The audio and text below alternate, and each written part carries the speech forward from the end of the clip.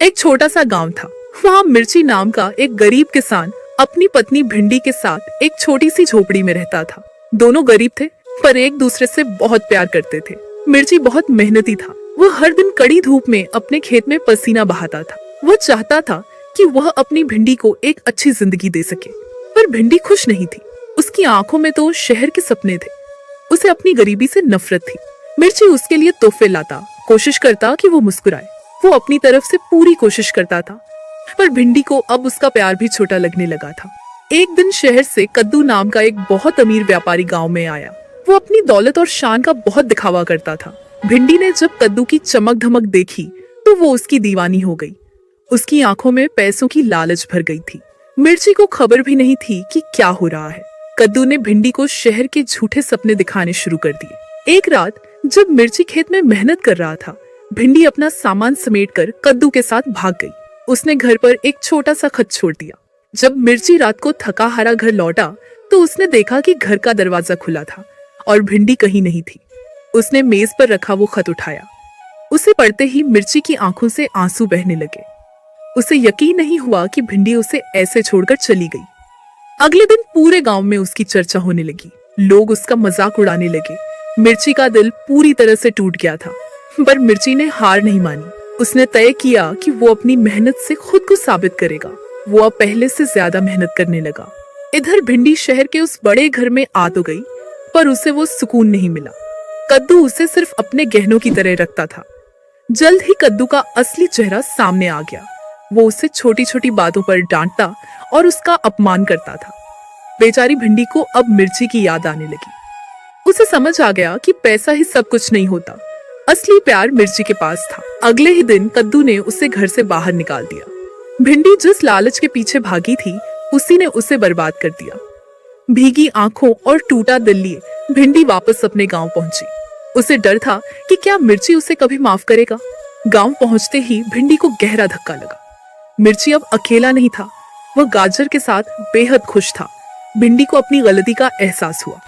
उसने सिर्फ मिर्ची को नहीं खोया था, बल्कि एक ऐसी खुशी खो दी थी जिसे अब वापस पाना मुमकिन नहीं था। मिर्ची ने उसे देख लिया था, पर उसने मुड़कर नहीं देखा।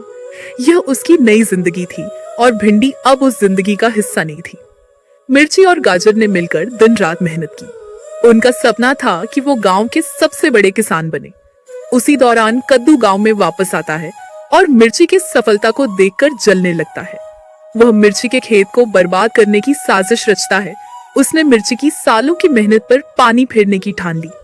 कद्दू रात के अंधेरे में खेत में चुपके से जाता है और पानी का रास्ता बंद कर देता है, जिससे मिर्ची की फसल सूखने लगती है। भिंडी ये सब छुपकर देख रही थी। उसे अपनी गलती का एहसास था। उसने तय किया कि वो मिर्ची की मदद करेगी। सुबह जब वे खेत पहुंचे तो मंजर देखकर उनके होश उड़ गए। उनकी आंखों के सामने तबाही थी। मिर्ची टूटा नहीं था। उसका गुस्सा अब उसकी ताकत बन रहा था। इधर भिंडी को अपनी गलती का पछतावा था। उसने तय किया कि चाहे कुछ भी हो, वो मिर्ची को इस सच के बारे में जरूर बताएगी। मिर्ची और गाजर अपनी झोपड़ी में उदास बैठे थे। तभी अचानक दरवाजे पर तेज दस्तक हुई। दरवाजे पर भिंडी थी। मिर्ची उसे देखकर हैरान था, पर भिंडी ने बिना वक्त गवाए सब कुछ सच सच बता दिया। भिंडी की जानकारी ने मिर्ची के काम को आसान कर दिया। उन्होंने मिलकर कद्दू को रंगे हाथों पकड़ने की एक शानदार योजना बनाई।